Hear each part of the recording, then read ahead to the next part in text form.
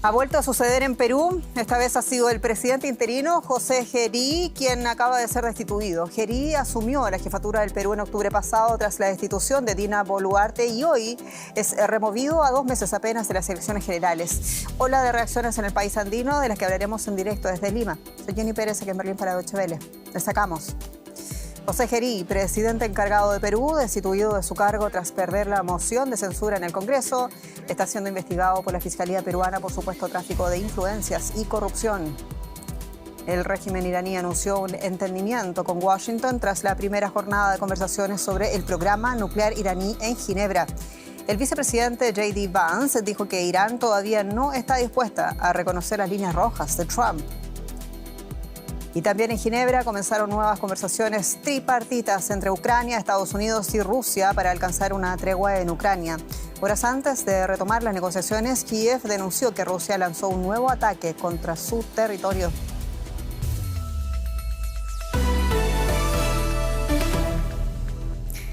El Congreso de Perú censuró este martes al presidente interino José Gerí a menos de 2 meses apenas de las elecciones generales. El relevo de Gerí será el 8º presidente peruano en 10 años, lo que refleja la inestabilidad política de este país. José Gerí está siendo investigado por la Fiscalía peruana por 2 casos de presunto tráfico de influencias. Era jefe del Congreso hasta que el pasado 10 de octubre reemplazó a la expresidenta Dina Boluarte, destituida por el Parlamento en un juicio político relámpago en el que se alegó su incapacidad para resolver una ola de extorsiones y asesinatos a sueldo. La destitución de José Gerí, del presidente interino de Perú, se produce cuando solo faltan semanas, decíamos, para las elecciones generales previstas para el próximo 12 de abril. Y claro, con todo esto Perú entra nuevamente en una fase de incertidumbre política. Tenemos en directo desde Lima a quien ven, a la periodista Rosemary Cuevas, con los detalles de esta crónica política desfavorable, en un momento complicado para Perú. Rosemary, Gerí es destituido en el resultado parcial de una jornada que después de todo no nos sorprende. Cuéntanos más detalles, por favor. Así es una decisión que nos sorprende. Es habitual que el Congreso destituya presidentes. Ahora vamos a tener al 8º presidente en menos de una década. Gerí afrontaba 7 pedidos de censura desde el lado del Congreso y todos estos pedidos se unificaron en uno solo, que fue el que finalmente se aprobó con 75 votos a favor. Y fue un proceso bastante rápido, ya que incluso no hubo tiempo de un debate porque los congresistas consideraron que el debate no era necesario. Mañana por la tarde, Perú va a tener a su 8º presidente. Habrá una nueva sesión del Pleno en el Congreso para elegir al nuevo presidente del Congreso, que por ende sería el nuevo jefe de Estado. Las bancadas tienen hasta hoy unas horas más para presentar sus propuestas de candidatos y mañana se realizará un debate y una votación para saber quién va a ser el nuevo presidente del Perú. Claro, todo esto en un contexto también político, electoral en el Perú, ya lo dices tú, Rosemary, faltan 2 meses apenas para las elecciones presidenciales y generales. ¿Por qué estamos viendo esta ola de acusaciones contra Gerí ahora y con qué consecuencia también para la incertidumbre política crónica que adolece Perú?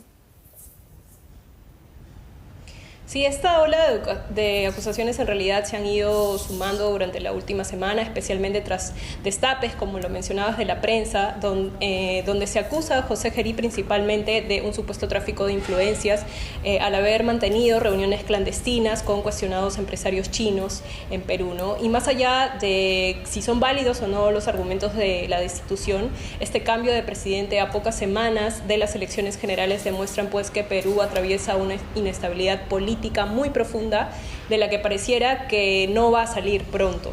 Y las consecuencias son muchas, entre ellas que se profundiza esta percepción de incertidumbre, más que de cerrar el ciclo de crisis política, pareciera que se va reabriendo y se va profundizando aún más, ¿no? Y también por parte de la opinión pública o de la ciudadanía hay muchas dudas sobre si el próximo presidente elegido en las elecciones generales va a poder terminar su mandato o si es que el Congreso nuevamente entrará en un periodo de confrontación y una eventual destitución, ¿no? Otras consecuencias es que las otras crisis que enfrenta el Perú también se pueden ir agravando, entre ellas la crisis que tenemos por la inseguridad. Estamos con altas cifras, hay más de 60 asesinados en lo que va del año, especialmente sectores de transportes, comerciantes que viven el día a día en peligro por las extorsiones. Y este tipo de crisis, por ejemplo, también se ve afectada porque no contamos con una política o no contamos con una autoridad que pueda hacerse cargo. Y principalmente es eso.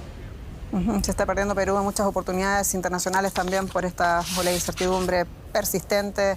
Rosemary Cuevas, muchas gracias en Lima. Y otro de los titulares de este día, la República Islámica de Irán y Estados Unidos finalizaron sin acuerdo firme la ronda de conversaciones indirectas en Ginebra. Aunque el presidente iraní Masoud Pezeshkian afirmó que su gobierno está abierto a que se verifique que no busca desarrollar un arma nuclear, insistió en que nunca abandonarán la totalidad de su programa atómico. La contraparte estadounidense, el vicepresidente J.D. Vance, afirmó que el régimen iraní todavía no está dispuesta a reconocer las líneas rojas del presidente Trump. Bueno, el Pentágono sigue manteniendo en tanto una fuerte presencia naval y también militar en el Golfo Pérsico. En una demostración de fuerza, la Guardia Revolucionaria Islámica realizó unas maniobras militares en el estrecho de Hormuz. Un claro mensaje a Washington, que está aumentando sus efectivos en la región. El USS Abraham Lincoln fue visto cerca de la costa de Omán. Otro portaaviones estadounidense y varios buques de guerra se dirigen también a la zona.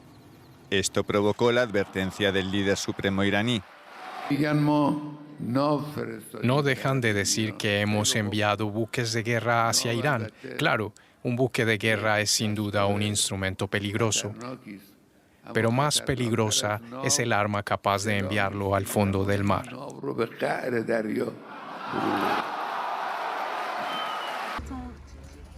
La exhibición militar de ambos bandos coincide con la segunda ronda de negociaciones en Ginebra. Washington quiere que Irán limite su programa nuclear, de lo contrario amenaza con un nuevo ataque. Teherán asegura que no hará concesiones a menos que se levanten las sanciones. Por su lado, el ministro iraní de Exteriores afirmó que las negociaciones progresan. Todavía no hay una hoja de ruta, pero tenemos una visión más clara de qué necesitamos y qué pasos debemos seguir. Ambas partes aún mantienen posiciones que tardarán en acercarse, pero al menos ya tenemos una serie de principios guía y un camino más claro para seguir adelante. La amenaza estadounidense inquieta a los ciudadanos iraníes. Nadie quiere una guerra. Al estar Irán aislado del resto del mundo, creo que es mucho mejor que no haya un conflicto. Muchos tienen sentimientos encontrados sobre un posible acuerdo entre ambos gobiernos tras la brutal represión del régimen iraní a las protestas contra el gobierno de las últimas semanas. Creo que es justo considerar que existe una clara mayoría en Irán que no quiere ver ningún tipo de acuerdo turbio que consolide el dominio de la República Islámica en detrimento del pueblo iraní. Por ejemplo, mediante el alivio de sanciones que los gobernantes en Teherán, como ya hicieron en el pasado, utilizarían principalmente para sus propios fines. Esto es, darle estabilidad al régimen y proyectar su fuerza en la región.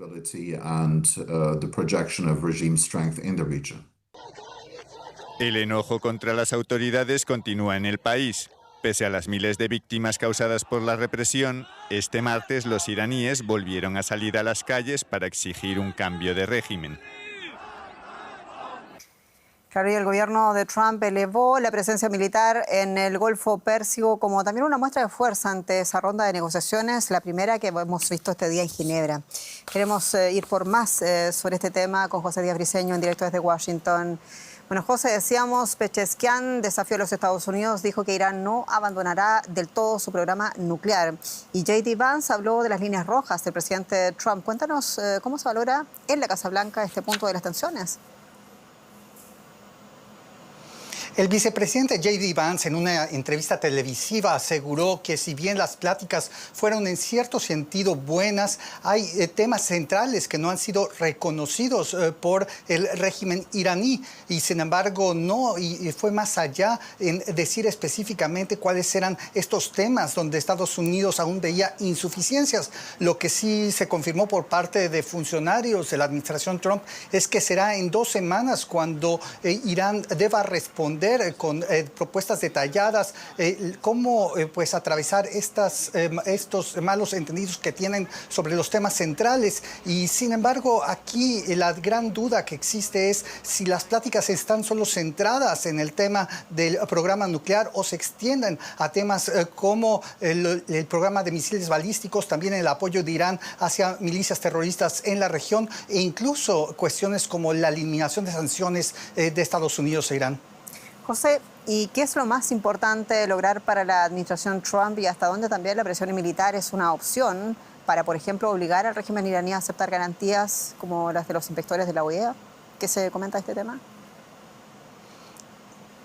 Sí, así es. Estados Unidos ha concentrado un poderío militar fabuloso, de acuerdo con analistas aquí, incluyendo estos 2 portaaviones que están llegando al área de Medio Oriente. Y obviamente el presidente Trump está mostrando músculo para presionar en estas negociaciones. Y sin embargo, aquí en Washington hay una sensación de que si bien Irán pudiera hacer alguna promesa en el tema del área nuclear, del programa nuclear, incluyendo la apertura, la entrada de los inspectores de la Agencia Internacional de Energía Atómica, esto pudiera no ser suficiente para Trump porque se considera que el programa nuclear iraní está en ruinas desde el ataque de mediados de 2025 y sin embargo aquí en Washington quizá lo que se prevé como la limitante más fuerte para Trump para lanzar un ataque militar amplio es que 70% de los estadounidenses, de acuerdo con una encuesta, estén en contra de tal medida. José Díaz Briceño, muchas gracias en Washington. Y Ginebra también ha sido escenario de un nuevo encuentro tripartito entre negociadores de los Estados Unidos, Rusia y Ucrania para debatir los términos de un alto al fuego en Ucrania. Una fuente cercana a la delegación rusa describía las 6 horas de conversaciones como muy tensas y dijo que se reanudarán este miércoles. El tema territorial y las garantías de seguridad son los puntos álgidos de la discusión. Antes del inicio de las reuniones, Ucrania acusaba a Rusia de socavar los esfuerzos de paz lanzando 2 ataques que mataron a 4 personas y dejaron a decenas de miles sin electricidad. Rusia también acusó a Ucrania de atacar sus refinerías. Todo esto a días de cumplirse el 4º aniversario de la invasión rusa a Ucrania. Unas negociaciones clave para la seguridad de Europa a la que no ha sido invitada y el periodista Ricardo Marquín está con nosotros desde Estonia con la perspectiva. Ricardo, muchos saludos. ¿Ha cambiado algo desde las infructuosas rondas de negociaciones tripartitas en Abu Dhabi? ¿Habrá algo distinto esta vez en Ginebra? Buenas noches desde el Báltico. Quisiera lo primero decir que todos consideramos que las conversaciones en Abu Dhabi fueron infructuosas, pero sobre todo porque no trascendió nada. No está trascendiendo absolutamente nada de que los temas que están tratando. Sabemos que hay algunos temas principales, como el territorial, como un alto el fuego, como las elecciones, pero no sabemos detalles de lo que se está realmente negociando, con lo cual es muy difícil valorar si fueron tan infructuosas como todos queremos. Yo también creo que fueron infructuosas, pero es muy difícil valorarlo. Ahora, la gran diferencia que tenemos en estas conversaciones de hoy y mañana es esa prisa que Zelensky está recibiendo, esa presión que Zelensky recibe por parte de Donald Trump. Trump quiere solucionar esto cuanto antes y presiona en el eslabón más débil. Y el eslabón más débil es sin duda ninguna Ucrania, con lo cual Trump presiona allí con la esperanza de que termine cediendo y termine aceptando un mal acuerdo para Ucrania, un buen acuerdo para Rusia, pero un acuerdo que ponga fin a este conflicto que ya se acerca, como contabas, ya a su 4º año. Y Ricardo, hablábamos ayer de cómo Estados Unidos estaba cambiando el tablero de lealtades, digámoslo así, dentro de Europa, con visitas a Eslovaquia y a Hungría y también con una agenda. Y en su papel de mediador, el presidente Donald Trump ha estado presionando más a Ucrania que a Rusia y coincidencia entre los observadores en decir también aquello. En este punto, ¿cómo Europa pretende fortalecer la posición de Volodymyr Zelensky en unas conversaciones, como decíamos, a las que no está invitada? Estas conversaciones Ucrania está sola. Europa está observando desde la barrera, no tiene ni voz ni voto en estas conversaciones, pero es verdad que su influencia será y mucho. No ahora, si se logra el primer paso de llegar a un acuerdo de un alto fuego, un acuerdo de elecciones, un acuerdo territorial, y habrá una segunda fase de los acuerdos que será el orden de las garantías de seguridad. Es allí cuando Europa tendrá voz, porque parece ya evidente que el peso de las garantías de seguridad, una vez ya en tiempos de paz, pesará sobre los hombros de los países europeos de la OTAN, que deberán asegurar que Ucrania es un lugar seguro frente a futuras invasiones rusas. Ahora Europa es intrascendente, pero seguramente en una segunda ronda, en una segunda fase de negociaciones, juega un papel fundamental. Muy interesante, Ricardo Marquina, muchas gracias. A ustedes. Y todos los ojos sobre Cuba y su muy delicada situación energética. Detalles con mi colega Juliana González. Bienvenida. Muchas gracias, Jenny. Así es, Estados Unidos, por ejemplo, abrió ya la puerta a un posible diálogo económico, eso sí, con Cuba en medio de una crisis energética sin precedentes en la isla. Cuba enfrenta una situación crítica tras el fin del suministro de petróleo desde Venezuela y la presión estadounidense para bloquear nuevas ventas de combustible. Con apagones, escasez y servicios paralizados, Washington reconoce que la falta de combustible representa una amenaza humanitaria. Mientras tanto, el gobierno de la isla acusa a Estados Unidos de intentar asfixiar su economía, sometida a embargo desde 1962. Y hablamos sobre la crisis cubana con Pavel Vidal, profesor de Economía de la Universidad Javeriana de Cali. Bienvenido, Pavel, y gracias por estar con nosotros. Buenas noches. Bueno, Cuba pasa por el peor momento socioeconómico desde el colapso de la Unión Soviética. Naciones Unidas se muestra preocupada. Washington ofrece un diálogo económico y dice que no planea cambio de régimen. ¿Qué puede ofrecerle La Habana a cambio de que le levante el embargo petrolero? Bueno, hay que ver exactamente Marco Rubio, ¿no? En qué está pensando cuando habló de libertades económicas, ¿no? Hay muchas cosas que se pueden hacer en Cuba para facilitar y ampliar las libertades económicas. Por ejemplo, el sector privado en Cuba tiene una limitante de escala, ¿no? Solamente puede emplear hasta 100 trabajadores. Yo creo que ese pudiera ser un punto de negociación, darle más libertades económicas al sector privado en Cuba, que hoy está integrado solo por trabajadores por cuenta propia y micro y pequeñas, medianas y pequeñas empresas, ¿no?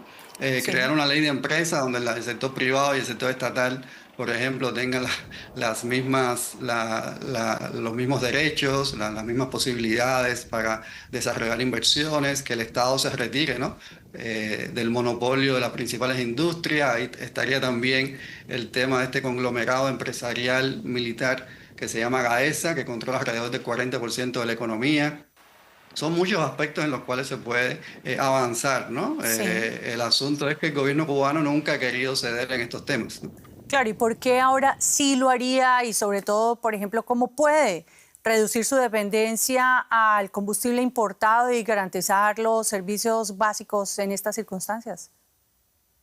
El problema es que no hay ningún tipo de política económica, reforma en este momento que le permita a la economía cubana ser menos dependiente de la importación de petróleo. Eso ya no se puede lograr. Aquí el gobierno cubano en estos momentos lo que puede es administrar la crisis, manejar lo mejor posible los pocos recursos financieros y de combustible que existen, pero no hay transformaciones internas que por sí solas puedan evitar este colapso y esta crisis humanitaria. Entonces pasa inevitablemente por una negociación internacional que le dé a Cuba, la economía cubana, algunos otros espacios de inserción internacional que le permitan generar divisas, porque se ha quedado sin sus principales fuentes de ingresos en divisas, que es la exportación de servicios médicos a Venezuela, el turismo, y hoy mismo llegaba la noticia que la empresa canadiense Chevron va a pausar sus operaciones en el níquel. El níquel reporta a la economía cubana alrededor de $500 millones cada año. Entonces, así no puede operar ninguna economía y no hay reformas y políticas que puedan darle solución a esta crisis por sí solas. Pavel Vidal, profesor de Economía, muchas gracias por esta entrevista. Bueno, y nos quedamos en la región, Jenny, con otros temas.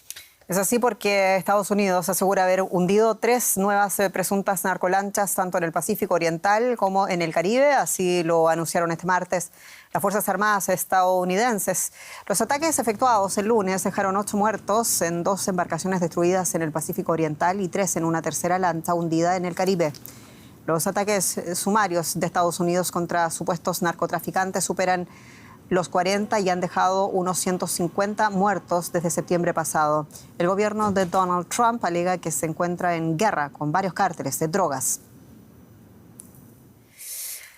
Hablemos de un tema distinto, hablemos de una enfermedad infecciosa que se suponía estaba técnicamente eliminada en el mundo, también en las Américas, el sarampión. Según la Organización Panamericana de la Salud, sin embargo, el sarampión se ha convertido en una grave amenaza de salud pública debido al resurgimiento de brotes activos durante el año 2025 y lo que va de este año. Ha aumentado los casos en Norteamérica, en Canadá y en Estados Unidos y también, por supuesto, en México. En este último país, los casos superan los 9.000, según la Secretaría de Salud Pública. El principal desafío es llevar la vacunación a las zonas más remotas, como en las zonas rurales del estado de Chiapas. La vacuna contra el sarampión, ¿sale? Contiene sarampión. Inicia una nueva jornada de vacunación en Chiapas, el tercer estado más afectado por el brote de sarampión en México.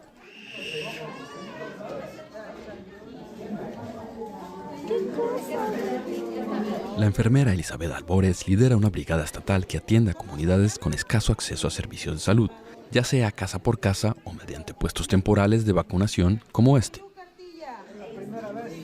Mucha gente que no estaba vacunada, incluso de otro tipo de vacunas, no solamente de sarampión, y ahorita ha sido un éxito ya que aceptaron la vacunación muy bien. Desde temprano las familias se desplazan para protegerse de esta enfermedad altamente contagiosa, que puede provocar graves complicaciones. Ese temor motivó a Candelaria Gómez a caminar cerca de 1 hora para vacunarse junto a sus hijos. De que les da calentura, dicen, pues, que se les tapa la garganta, que ya no pueden comer. No quiero que se enfermen mis niñas, pues. El brote comenzó en febrero de 2025 en Chihuahua, en el norte del país, y en un contexto de alta movilidad poblacional y bajas coberturas de vacunación, rechazadas por parte de la población. Desde entonces se ha expandido a todo el país. La Organización Panamericana de la Salud ha concedido a México un plazo de 2 meses para frenar la transmisión y evitar así la pérdida del estatus de país libre de sarampión, como ya ocurrió a otros países como España y Canadá. Mientras las brigadas trabajan sobre el terreno, el Senado debate en Ciudad de México cómo reforzar el sistema de vacunación.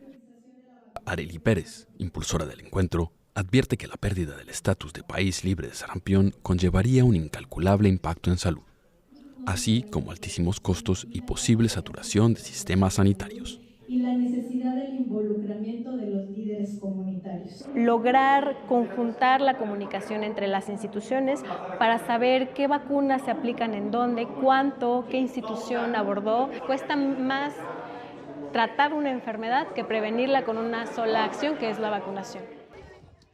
La cobertura se ve limitada por barreras culturales que desincentivan la vacunación masculina, lejanía de los servicios de salud, desconfianza histórica hacia las instituciones y falta de información en lenguas originarias. En estas localidades, en torno a 1/3 de la población no habla español. El trabajo de personal, como la vacunadora Antonia Hernández, que habla el idioma local y conoce el contexto, es clave.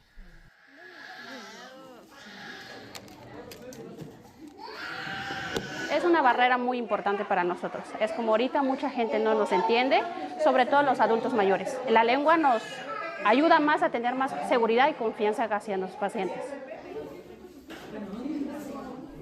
Este brote de sarampión deja al descubierto debilidades sanitarias del país. Por hoy, la brigada guarda satisfechas sus agujas. Las más de 300 vacunas aplicadas contribuyen no solo a inmunizar frente a la enfermedad, sino también a informar a la población. Termina otra extenuante jornada de vacunación en Chiapas, en una carrera contrarreloj para frenar el brote de sarampión que azota México, en un reto que no solamente es sanitario, sino también de inclusión. Le ponemos atención ahora a la siguiente historia porque en Bangladesh, Tariq Rahman, este hombre, jefe del Partido Nacionalista, fue investido oficialmente como primer ministro, y es que la ceremonia se produce días después apenas de que su partido arrasara en las primeras elecciones legislativas celebradas tras la insurrección que terminó con el régimen de Sheikh Hasina en 2024. Rahman se comprometió a transformar el país después de meses de inestabilidad, prometiendo restablecer el orden, combatir la corrupción y revitalizar el crecimiento económico. Reverendo, veterano activista por los derechos civiles, ministro Bautista, en 2 ocasiones intentó ser nominado candidato por el Partido Demócrata de los Estados Unidos para las elecciones presidenciales. Jesse Jackson murió a los 84 años, padecía de Parkinson. Fue tratado durante al menos 2 años antes de compartir el diagnóstico con el público en el año 2017. Muchos aseguran que su figura allanó decisivamente el camino de Barack Obama a la presidencia de los Estados Unidos. Aquí parte de su historia. Una vida dedicada al servicio y al liderazgo que comenzó a la sombra de grandes figuras y lo llevó a estar al frente en la lucha por los derechos humanos. Jesse Jackson nació en 1941 en el sur segregado de Estados Unidos. Durante sus años universitarios se involucró en política y trabajó junto al célebre líder de los derechos civiles, Martin Luther King Jr., hasta su asesinato en 1968. Jackson confesó más tarde que King murió en sus brazos. Jesse Jackson dedicó su vida a defender a los pobres y a los marginados en Estados Unidos. Encabezó la lucha por el derecho al voto y por un acceso justo a la educación y a la salud a través de su organización Rainbow Push Coalition. Al igual que Martin Luther King, su mensaje era de comunidad y unidad frente a la injusticia. Debemos dejar de señalarnos y unir nuestras manos. Tenemos que compartir nuestros pesares y alegrías, apoyarnos unos a otros en lugar de enfrentarnos y elegir el camino más alto. También aspiró a la presidencia de Estados Unidos. Me presentaré como candidato a las presidenciales el miércoles 20 de julio en cumplimiento de los sueños y esperanzas de quienes trabajaron para que esto fuera posible y como reflejo de los principios que defiende esta campaña. Aunque sus intentos no tuvieron éxito, para muchos allanaron el camino para la llegada de Barack Obama 2 décadas después. La enfermedad que marcó el final de su vida no le impidió mantener su defensa incansable de los más desfavorecidos. Y aquí nos despedimos. Muchas gracias por su confianza. Soy Jenny Pérez. Esto es Deutsche Welle Noticias en español desde Berlín, Alemania, para ustedes. Hasta pronto.